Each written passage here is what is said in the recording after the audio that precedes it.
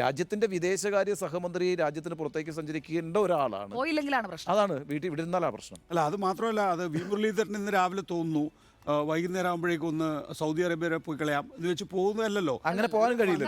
ഒരു മന്ത്രി, അദ്ദേഹത്തിന് സീനിയർ മിനിസ്റ്റർ ഉണ്ട്. സീനിയർ മിനിസ്റ്റർ ചില രാജ്യങ്ങൾ ചുമതലപ്പെടുത്തുന്നുണ്ട്.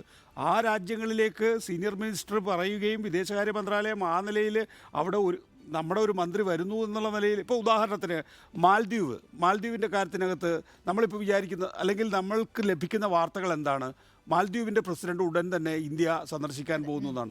ഒരു ചുക്കും നടക്കാൻ പോകുന്നില്ല. ഇനി ഇന്ത്യ അയാൾക്ക് ഇങ്ങോട്ടേക്ക് പരവതാനി വിരിക്കാനൊന്നും പോകുന്നില്ല. പാഠം പഠിച്ചു എന്ന് ഉറപ്പാക്കിയാൽ മാത്രമേ ഇനി മാൽദ്വീപിൻ്റെ പ്രസിഡന്റിനെ ഇന്ത്യയിലേക്ക് സ്വീകരിക്കുകയുള്ളൂ.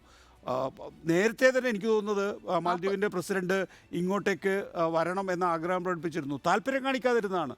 അപ്പം നമ്മൾക്ക് നമ്മുടെ വിദേശകാര്യ സഹമന്ത്രിക്ക് വേറൊരു രാജ്യത്തേക്ക് പോകണമെങ്കിൽ അത് നേരത്തെ തയ്യാറാക്കിയ ഷെഡ്യൂളിന്റെ അനുസരിച്ച് മാത്രമല്ല, പോകുന്ന രാജ്യങ്ങളിൽ നിന്നുള്ള ചിത്രങ്ങളൊക്കെ പങ്കിടാറുള്ളതുമാണ് സമൂഹ മാധ്യമങ്ങൾ. രഹസ്യമായ ഒരു യാത്രയും മുരളീധരന് സാധ്യമല്ല.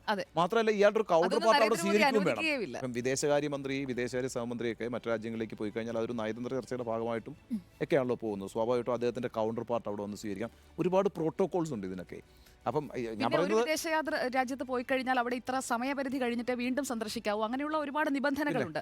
അപ്പോൾ ഈ വാർത്തയുടെ എന്താണ് ഉള്ളടക്കം? പക്ഷേ ടി വി പ്രസാദിന് ഒരു സ്റ്റോറി ആംഗിൾ ഉണ്ടാവും. ആ സ്റ്റോറി ആംഗിൾ കണ്ടിട്ട് ചർച്ച ചെയ്യാം. ഓക്കെ, നമുക്ക് ഇന്നലെ നമ്മൾ ദാസേട്ടനെ ഹാപ്പി ബർത്ത്ഡേ പറഞ്ഞു. ഇന്ന്